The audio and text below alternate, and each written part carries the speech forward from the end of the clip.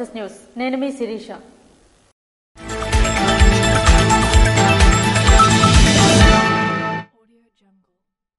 క్రాంతి విద్యానికేతన్ స్కూల్లో parents awareness programme నిర్వహించారు.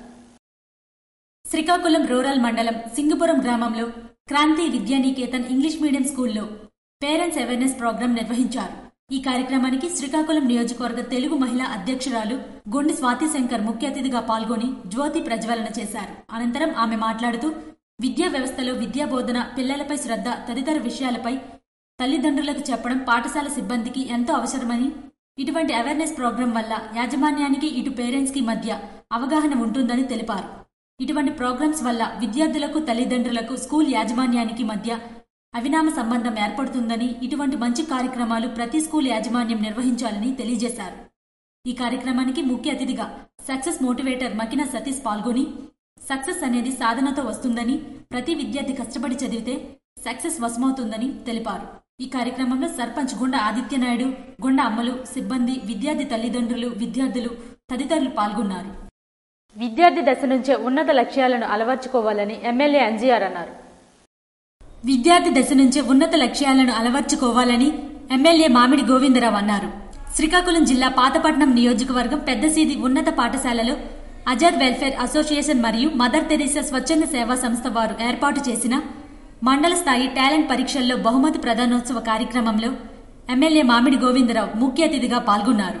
ఈ సందర్భంగా ఆయన మాట్లాడుతూ విద్యార్థుల్లో పోటీతత్వం కలిగి ఉండాలని, చదువుల్లో రాణించి తల్లిదండ్రులకు, ఉపాధ్యాయులకు గౌరవాన్ని పెంచే విధంగా లక్ష్యాలను సాధించాలని పేర్కొన్నారు.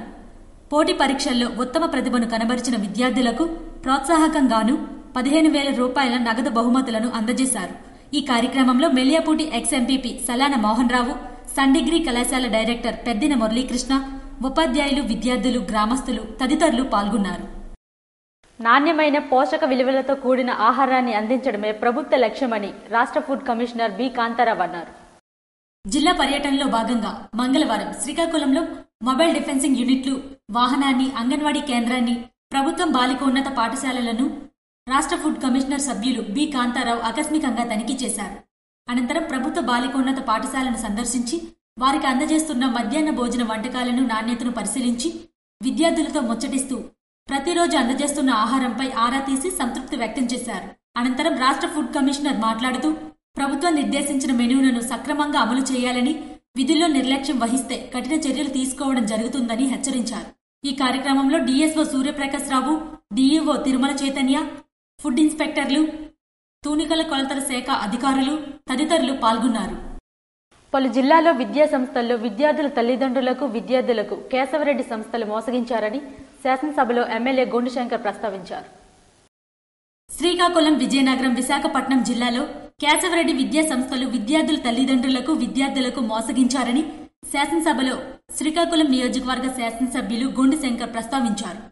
2010లో ఈ విద్యా సంస్థ ద్వారా విద్యార్థులు జాయిన్ అయ్యారని, సుమారు 800 మంది విద్యార్థులు ఈ పాఠశాలలో విద్యాభ్యాసం చేశారని, అప్పట్లో ప్రతి విద్యార్థి నుంచి 2 లక్షల నుండి 8 లక్షల వరకు ఫీజుల రూపంలో వసూలు చేశారని, మొత్తం 42 కోట్ల మీద కలెక్షన్ చేసి చేతులు ఎత్తేశారని అన్నారు. విద్యార్థుల తల్లిదండ్రులు ప్రశ్నిస్తే ప్రామిసరీ నోట్లు, చెక్కులు ఇవ్వడం జరిగిందని, దీనిపై కేశవరెడ్డి కుమారుడు భరత్ రెడ్డి న్యాయం చేస్తానని చెప్పారు. కానీ ఇంతవరకు ఎటువంటి న్యాయం జరగలేదని, చాలా మంది ఆత్మహత్యలు చేసుకున్నారని పేర్కొన్నారు. ఈ విద్యా సంస్థపై 15 కేసులు నమోదయ్యాయని, అయినప్పటికీ యాజమాన్యం విద్యార్థుల పట్ల పూర్తి అన్యాయం చేస్తుందని, విద్యార్థులకు, తల్లిదండ్రులకు న్యాయం చేయాలని విద్యాశాఖ మంత్రి దీన్ని పరిగణలోకి తీసుకోవాలని కోరారు. ధన్యవాదాలు అధ్యక్ష. కేశవరెడ్డి స్కూల్స్ మాకు శ్రీకాకుళంలో అర్బన్లోన, రూరల్లోన, అలాగే హెచ్ఆర్లలో 3 బ్రాంచ్లు ఉన్నాయి అధ్యక్ష. ఉత్తరాంధ్రలో 3, విశాఖపట్నం, విజయనగరం, శ్రీకాకుళం జిల్లాలకు సంబంధించి మా జిల్లాలోనే ఉన్నాయి అధ్యక్ష. దీంట్లో దాదాపు 800 మంది కుటుంబీకులు వారి పిల్లల్ని అందులో జాయిన్ చేయడం జరిగింది అధ్యక్ష. అయితే అప్పుడు వాళ్ళు ఏం చేశారంటే 1వ తరగతి నుండి 10వ తరగతి వరకు 2 లక్షల నుండి 8 లక్షల వరకు డిపాజిట్లు తీసుకున్నారు అధ్యక్ష. దాదాపు 42 కోట్లు వసూలు చేశారు అధ్యక్ష.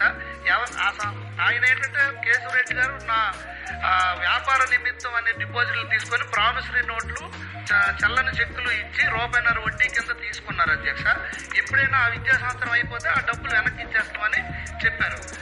దాంతో పాటు వీళ్ళకి uniforms, books, free studies, next hostel fee అన్ని ఫ్రీ అని చెప్పి తీసుకున్నారు అధ్యక్ష. కానీ ఇప్పుడు వెళ్ళిపోయిన తర్వాత ఇది 2010లో జరిగింది. ఇప్పటి వరకు ఎవరికి డబ్బులు ఇవ్వలేదు. శ్రీకాకుళం అర్బన్, శ్రీకాకుళం రూరల్, హెచ్ఆర్లలో విద్యా సంస్థలు ఉన్నాయని, ఇప్పటికైనా విద్యాశాఖ మంత్రి దృష్టి పెట్టి విద్యార్థులకు, తల్లిదండ్రులకు న్యాయం చేయాలని, దీనిపై విద్యాశాఖ మంత్రి ప్రత్యేక దృష్టి సారించాలని గొండుశంకర్ కోరారు.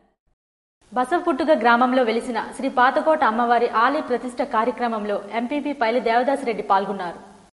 శ్రీకాకుళం జిల్లా ఇచ్చాపురం నియోజకవర్గం కంచిలి మండలం జాడిపూడి పంచాయతీ బసవకొత్తూరు బసవపుట్టుగ గ్రామంలో వెలసి ఉన్న శ్రీ పాతకోట అమ్మ, శ్రీ పోలమ్మ అమ్మవారి ఆలయ ప్రతిష్ట కార్యక్రమంలో ఎంపీపీ పైలి దేవదాస్ రెడ్డి పాల్గొన్నారు.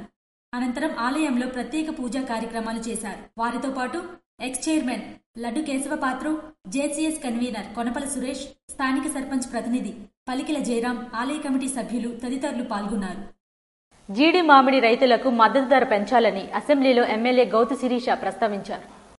శ్రీకాకుళం జిల్లా పలాస నియోజకవర్గ ఎమ్మెల్యే గౌతు శిరీష అసెంబ్లీ సమావేశంలో మాట్లాడుతూ, ఉత్తరాంధ్రే కాదు మన రాష్ట్రమంతా తెలిసిన విషయం శ్రీకాకుళం జిల్లా ఉద్దానం తెల్ల బంగారం జీడి పంట. అయితే జీడిపప్పు ధరలోని ఎటువంటి ఇబ్బంది లేకపోయినా జీడి పంట పండిస్తున్న రైతులు చాలా ఇబ్బందులు పడుతున్నారని అన్నారు. ఇప్పటికే గత సమావేశాల్లో వ్యవసాయ శాఖ మంత్రి దృష్టిలో పెట్టడం జరిగిందని పేర్కొన్నారు. మొన్న ఎన్నికల్లో మినిమం సపోర్ట్ ప్రైస్ కి హామీ ఇచ్చామన్నారు. వ్యాపార పంటగా పేరుగాంచిన ఉద్దానం జీడి పంట మద్దతు ధర కోసం రైతులు ఎన్నో ఏళ్లుగా ఎదురు చూస్తున్నారని, మన కూటమి ప్రభుత్వంలో ఉద్దానంలో జీడి పంట పండించే రైతులకు కనీస మద్దతు ధర కల్పించాలని కోరారు. బంగారం జీడి పంట అధ్యక్ష. అయితే జీడిపప్పు ధరల్లో ఎటువంటి ఇబ్బందులు లేకపోయినా జీడి పిక్కలు పండిస్తున్న రైతులు మాత్రం చాలా ఇబ్బంది పడుతున్నారు అధ్యక్ష. ఇప్పటికే గత సభల్లో కూడా వ్యవసాయ శాఖ మంత్రిగా దృష్టిలో పెట్టడం జరిగింది అధ్యక్ష. మొన్న ఎన్నికల్లో మనం మినిమం సపోర్టింగ్ ప్రైస్ గురించి వాళ్ళకి హామీ ఇచ్చాం అధ్యక్ష.